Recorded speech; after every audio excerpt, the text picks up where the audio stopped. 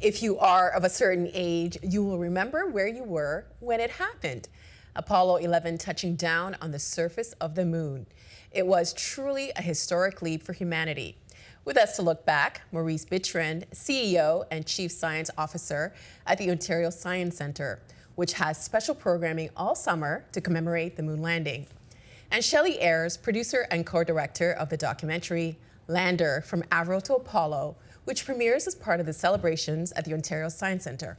Welcome to you both. Thank you. Maurice, welcome back. And Shelley, it's nice to have you on the show. Thank you. So earlier this year, I had the opportunity to speak to Canadian astronaut Dave Williams, who had this to say about the importance of the Apollo 11 mission. Please roll. Looking back on the Apollo 11 mission nearly 50 years ago already, how do you assess the importance of that moment? That was pivotal. You know, arguably, Apollo was an incredible demonstration of technology. It was an incredible demonstration of the human capability to explore and to go farther and to stay into space. But also, probably of equal importance is the fact that we set eyes on the Earth from such a different perspective. And you remember those images of the Earth rising up over the lunar horizon and all those photographs that were captured in Apollo 8 and Apollo 11 and subsequent missions. And those images changed the way we think about our planet. We all began to realize this is a really small planet and we have to start taking care of our planet. It is truly astounding to think that it's been 50 years. And I just noticed I was wearing the same outfit. But Maurice, you were a teenager when this happened. Can you take us back to what that moment was like for you to see it happen? Sure. Like most people of my generation, we were together with my family in our living room around our black and white TV set, glued to it, not daring to go to the washroom between, you know, the landing of the lunar module until Neil Armstrong set foot on the moon. It was a really fantastic experience. Now, what was a bit different is that I was in Santiago, Chile, where I grew up. And so it was winter there, July, and it was the middle of the school year.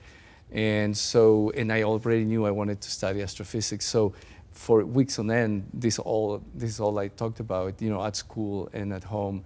And my dad, being a great educator, among other things, highlighted for us the importance, maybe hammered is a more apt word for us, the importance of this event. So it was a big event in my teenage years. Yeah, it was a life-changing moment. Yes. I think now we kind of feel spoiled because I don't know if we have those moments that draw us all together as families in front of the television to see something like that. Shelley, you're obviously not old enough to have seen that in real time. When did you first become interested in that event? Well, specifically Apollo 11, I think, came to my consciousness maybe about 10 years ago. I was doing some work with Discovery Channel, and certainly as part of that, a lot of space-related content, and had spent some time interviewing and featuring different astronauts and things like that. And of course, many of them remember Apollo, or Apollo was a pivotal kind of moment for them in terms of solidifying what they wanted to do.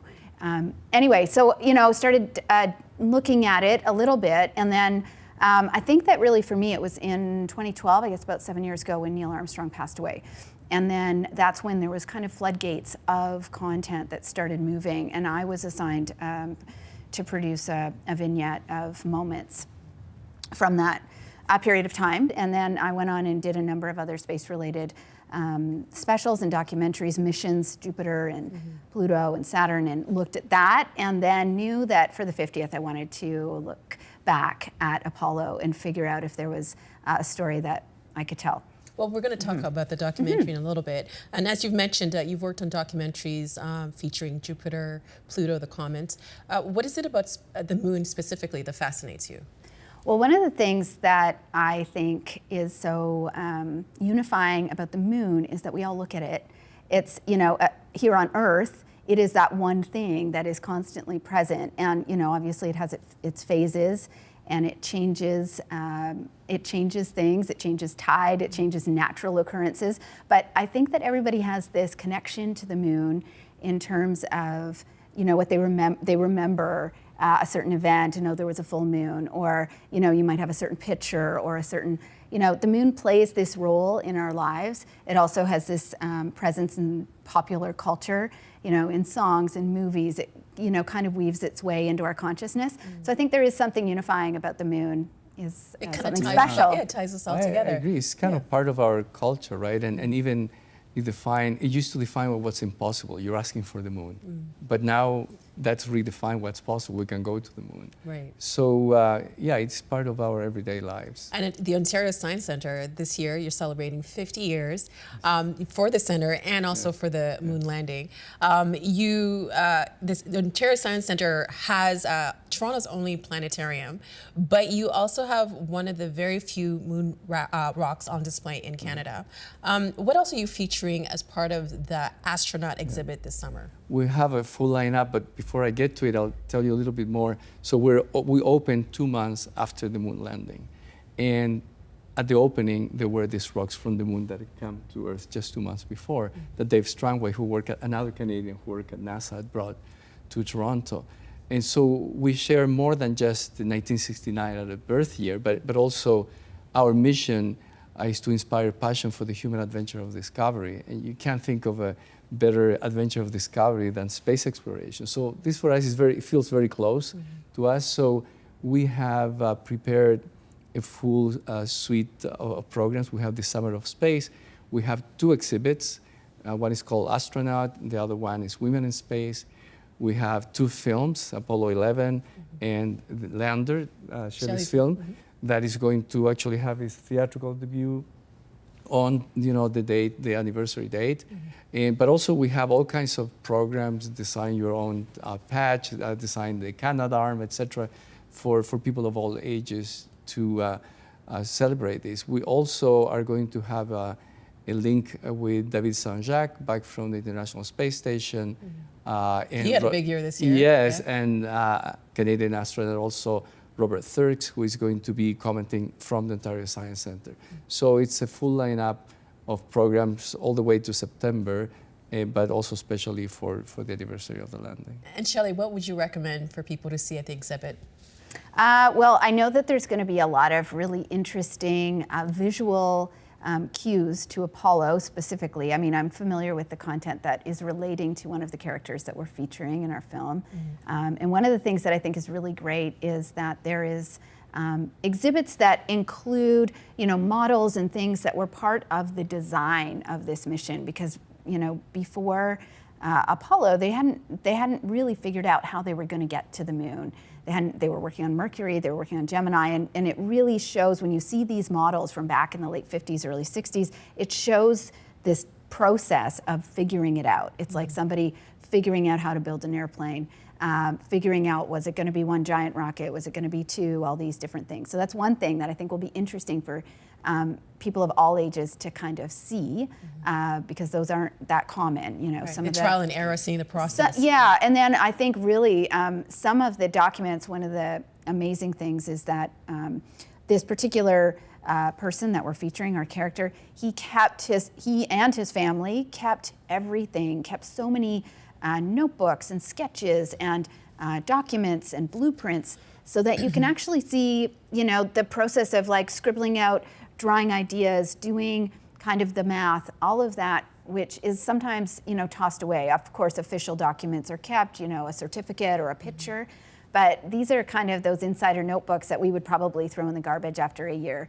and he kept them. So that's kind of a nice thing to look at and understand the challenges that they really had in creating a mission that was. And how they came to the point where they could do that. And we've been talking about the documentary, so we would like to show a clip of it. And your documentary is premiering tomorrow at the Ontario Science Centre, and it's called Lander from Avro to Apollo. Sheldon, please roll the clip.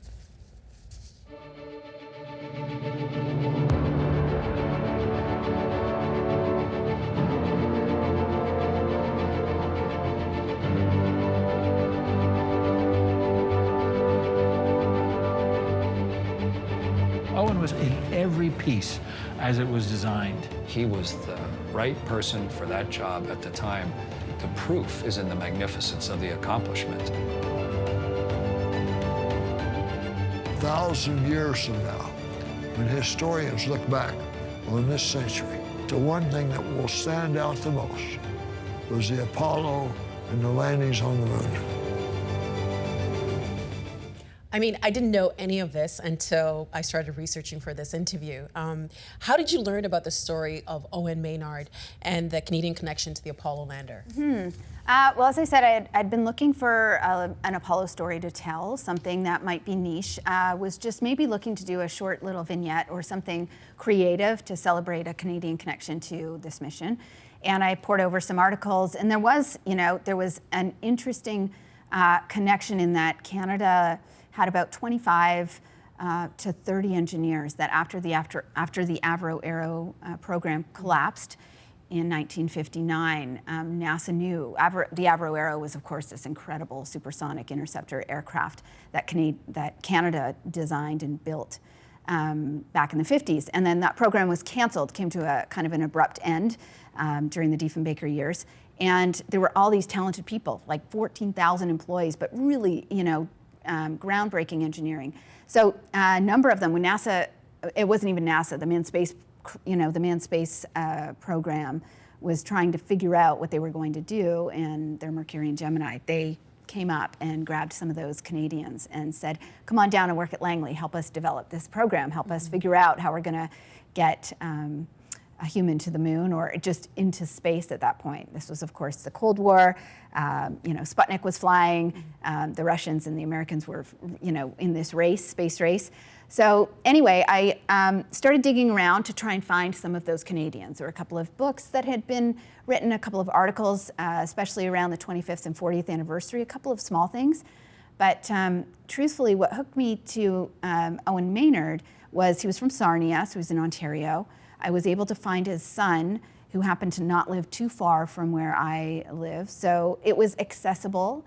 And then when I went to visit him, I went out to his farm in Eastern Ontario, and the fact that he had kept so many things, and he had this incredible story. So I just went out, for tea and, wanted to chat with him, didn't take a camera. I was just kind of like, I'm just curious about your story. And I loved the story and the fact that he had all these supplementary materials and things. And I was like, wow, you kept that, and look at this, and look. And these were things that he hadn't really even looked at for maybe 30 years. And so I kind of opened a lid on that chest for him, which has been fun. And but it's also for very us. important to Canadian history, Yeah. because you started saying that this project was supposed to be a vignette, and then it ends up being much more than that. And this is stuff that we need as part of history. True. Right. And I think what made it a little bit bigger for us is that when I started to dive into it, and I thought, gee, I think there's a little story here. And then I started to reach out to some characters that might want to contribute voices. Chris Hadfield, Tom Stafford, an Apollo 10 astronaut, George Abbey, a director of NASA at Johnson Space Center, and they knew him, and George Abbey was hired by him, and they were like, oh yeah, we know Owen, and here's what we can say. And I thought, oh wow, this is a little bit more important, and we should maybe shed a light on it. So anyway, that's what led me down the path. And now we're here. And Maurice, how much of this story did you know about Owen Maynard? Well, not much at all. I was aware that NASA was quite open to having talent from other countries. Actually, I work at NASA at Goddard Space Institute for Space Studies in the 80s, and there were scientists from all over the world there. But I didn't know this Canadian connection, so it was news to me.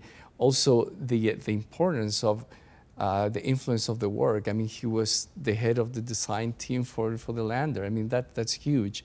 And so I think what Shelley's done is a fantastic service to Canada and bringing this story to the forefront, and for us to see how big was this participation of Canadians in the design of this incredible program. And obviously that story is centered around a male protagonist.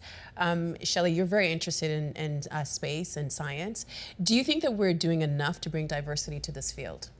Yeah, I was talking to my creative partner on this just yesterday, because when we were traveling and gathering elements for our film, it's very male focused. I mean, that was the period of time, and certainly many of the engineers and people who were building and designing and flying to the moon were men.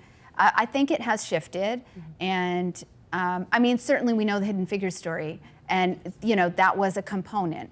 Whether or not it was celebrated at the time, it's taken some time for us to bring to light those stories. But I do think it's shifted. I've covered a number of other missions these various different, very bold missions to planets in our solar system. And there are women, I'm really proud and excited to have featured many women in prominent roles in the control room, engineers, mission operation leads, people that are flying and designing these various different spacecraft. So it has shifted, and of course we're seeing women flying to space. I mean, a woman will be going to the moon. That's going to happen finally. So yeah, I think that the shift has happened. And Maurice, Canadian girls who are interested in space science, or even boys, for girls, they have role models in Roberta Bondar, Julie Payette, and most recently, Jenny Seide-Gibbons. Who else should we know about? There are other figures. There are a number of women working in the aerospace industry. We had Natalie Panek, who's an aerospace engineer, in a number of times at the Science Center. There is Dr. Shona Pandya, who is a citizen scientist and an astronaut candidate. So there is a whole generation of women that are working in science and engineering, and that can serve as role models. The interesting thing, when we had the three of them, and that's part of our exhibit on women in space, by the way. Because that's another exhibit that you have for the summer. Yeah. Yes. The role model for Shona, for Natalie Panek, had been Roberta Bondar. So there were the three of them on the stage, and then there were little girls asking questions of them. So you can see how it's starting to change. I think we still need to do more to have more women in engineering and science, and we have a number of programs to do that. Who is Dava Newman? So she's one of the astronauts featured in Women of Space in our exhibit, and she designed a biosuit. And until now, spacesuits are fully pressurized. It's like a mini spaceship, right? The suits that astronauts wear to go out in space. But she figured that you didn't need to pressure the whole thing. With new materials and sensors, you can build a suit that mechanically pressures your body, and then you only have the helmet pressurized. So this biosuit is revolutionary because now astronauts can bend and move much more easily than before. If you've seen some of the footage of astronauts on the moon, they cannot really bend to pick up things from the ground, right? But with this suit, they can do that. So she's just one example of contributions of women to astronautics and to space exploration. There are many others. I mean, the astronaut in charge of the deployment of the Chandra X-ray satellite was a woman as well, and others contributed to human-computer interfaces or underwater kind of technologies that are used in space as well. We've mentioned a bit of what I'm going to talk about now. We're talking about the 50th anniversary of the Apollo 11 landing. But this year, we also had a Chinese rover mission on the far side of the moon, and a successful launch by SpaceX for an Israeli lander, which unfortunately crashed as it attempted to land on the lunar surface. And also the United States announced, Vice President Mike Pence, he announced that the Americans want to have astronauts back on the moon by 2024. Shelley, which of these new developments do you find most inspiring? Well, I'm going to stay away from the politics because I think that administrations kind of sway the pressure to explore and might, sway the agenda. But I do think we're going to get back to the moon. It'll be before 2024. You think it's before? Oh, for sure. I think that private enterprise will get us back there sooner. That's 5 years from now. Yeah, I know, but I mean, we know how to get there. That's the thing. The moon's not that far. Mars, yes, we're a little further away. But I think that everybody that is pushing for greater exploration to Mars, for example, know that the moon as a place for testing habitats, testing sustainability, testing, long-term health effects. I mean, that's why we have those super long missions up at the International Space Station.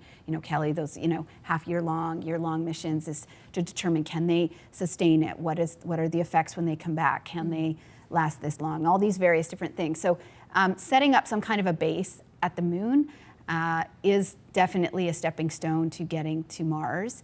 And, the space cowboys out there, Virgin Galactic, SpaceX, Blue Origin, they want to get to the moon. They want to get there first, and they've got private dollars to do so.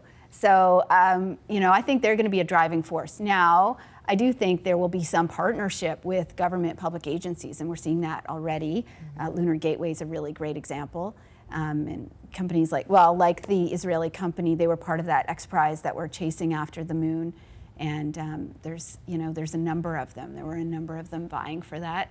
And well, you mentioned that it's been done before, so yeah. it can happen maybe sooner than we think. But at the time when it happened, it was something that no one could imagine.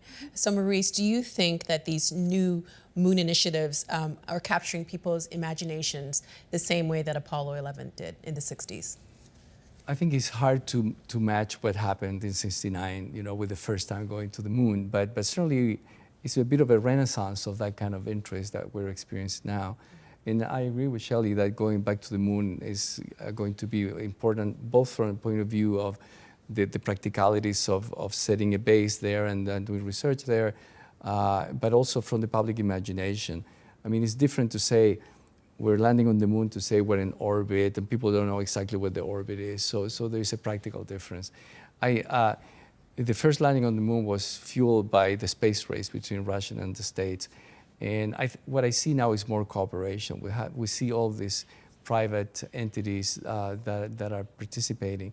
And we see that the International Space Station, for example, is a great feat of international cooperation. So I hope that this going back to the moon is going to be fueled by international cooperation, because that's just the stepping step to go to Mars and beyond. We can probably go further if we work together. I want to show you another clip from your documentary, and this is a clip featuring Apollo 10 astronaut Thomas Stafford.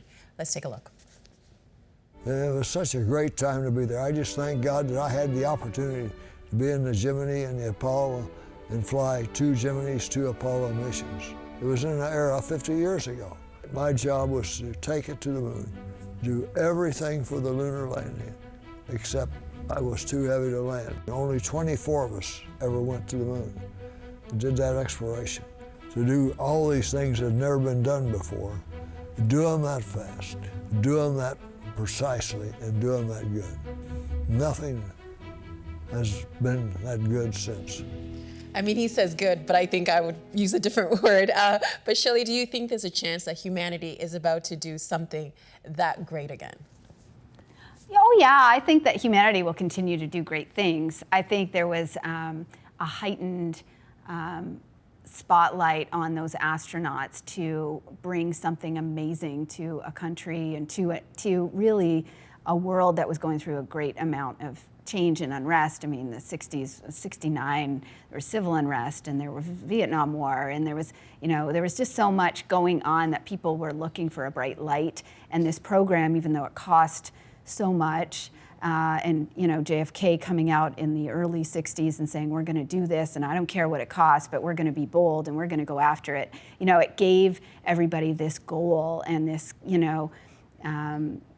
this dream to chase after. And so I think it represented much more at the time. But of course, I think humanity is doing amazing things and will continue to kind of push the frontiers. Space just, I think, has this ability to, it does allow us to dream because it's something that we can't touch. It's not something here on our Earth. And so this idea of getting somewhere that we can kind of see, but most of us can't touch is special. So, hopefully we'll continue to dream about space and get there and put money towards it.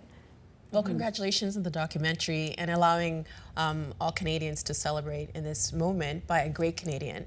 And Maurice, happy 50th anniversary thank you. To the Ontario Sun Center. With us. Yes, and we'll be coming to the exhibit, and I know a lot of families will get a lot out of it. Thank you both for being here tonight. Thank you. We appreciate it. Thank you.